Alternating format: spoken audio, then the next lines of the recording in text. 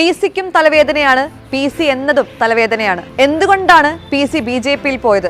എന്തുകൊണ്ടാണ് ബിജെപി പിസിയെ സ്വീകരിച്ചത്? യുഡിഎഫിൽ വന്നും പോയും പിന്നെ ജനപക്ഷമായി ഒറ്റയ്ക്ക് നിന്നിട്ടൊന്നും രക്ഷപ്പെടില്ലെന്ന് മനസ്സിലാക്കിയ ശേഷമാണ് പിസി ബിജെപിയിലേക്ക് ചേക്കേറുന്നത്. മധ്യ കേരളത്തിലെ ക്രിസ്ത്യൻ മുഖം എന്നത് മാത്രമല്ല ബിജെപിയുടെ നേട്ടം.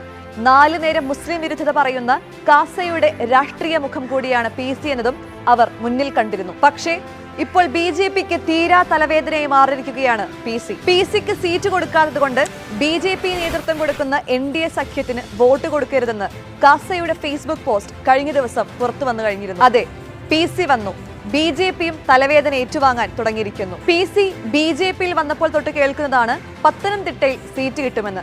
പിന്നെ കേട്ടത് പിസി അല്ല, മകൻ ഷോൺ ജോർജാണ് മത്സരിക്കുന്നതെന്ന്. പക്ഷേ ഇപ്പോൾ സ്ഥാനാർത്ഥി പട്ടിക വന്നപ്പോൾ പിസിയുമില്ല, ഷോണുമില്ല.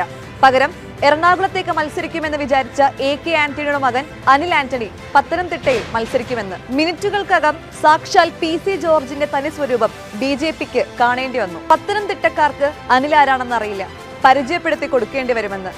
AK ആന്റണിയുടെ പിന്തുണയില്ലാത്ത അനിൽ വിജയിക്കില്ലെന്ന് ഉറപ്പാണെന്ന്. എല്ലാത്തിലുമുപരി തനിക്ക് സീറ്റ് കിട്ടാത്തതിന്റെ കാരണം SNDPയും വെള്ളാപ്പള്ളിയും തുഷാറും ഒക്കെയാണെന്ന് പറഞ്ഞപ്പോൾ ബിജെപിയുടെ തലവേദനയുടെ കാഠിന്യം പൂർണ്ണം. അതൃപ്തി പരിഹരിക്കാമെന്നൊക്കെ V മുരളീധരൻ പിസിയെ ഇതിനിടയിൽ ആശ്വസിപ്പിക്കുന്നത് കാണാം. ഇനി കണ്ടറിയേണ്ടത് അനിലിന് വോട്ട് പിടിക്കാൻ പിസി ഇറങ്ങുമോ എന്നതാണ്. ശബരിമല വിഷയം കത്തിനിന്ന 2019 ലോക്സഭാ തെരഞ്ഞെടുപ്പിൽ K സുരേന്ദ്രൻ 2,97,396 വോട്ടുകൾക്കാണ് പത്തനംതിട്ടയിൽ ജയിച്ചത്. പക്ഷേ ഇന്നതല്ല സ്ഥിതി. ശബരിമല പോലെ കനപ്പെട്ട വൈകാരിക വിവാദ വിഷയങ്ങളൊന്നും തന്നെയില്ല. മാത്രമല്ല K സുരേന്ദ്രനല്ല അനിൽ ആന്റണി. ഇനി SNDPയോടുള്ള പിസിയുടെ വിമർശനം കൊണ്ട് SNDPയും ബിജെപിയും തമ്മിലുള്ള ബന്ധത്തിൽ വിള്ളലുണ്ടാക്കിയെന്ന പഴി മാത്രം കേട്ട് പിസിക്ക് മാറി നിൽക്കാനാവില്ല. അനിൽ ആന്റണിക്ക് കുറയുന്ന ഓരോ വോട്ടും പിസിയുടെ തലയിലേക്ക് തന്നെയാകും എത്തുക. ഇനി ബിജെപിക്ക് കൂടി വേണ്ടാതായാൽ LDFനും UDFനും വേണ്ടാത്ത പിസിയുടെ രാഷ്ട്രീയ ഭാവി കണ്ടറിയേണ്ടത് തന്നെയാണ്. ഷോൺ ജോർജിന്റെ കാര്യം അതിലും കഷ്ടമാണ്.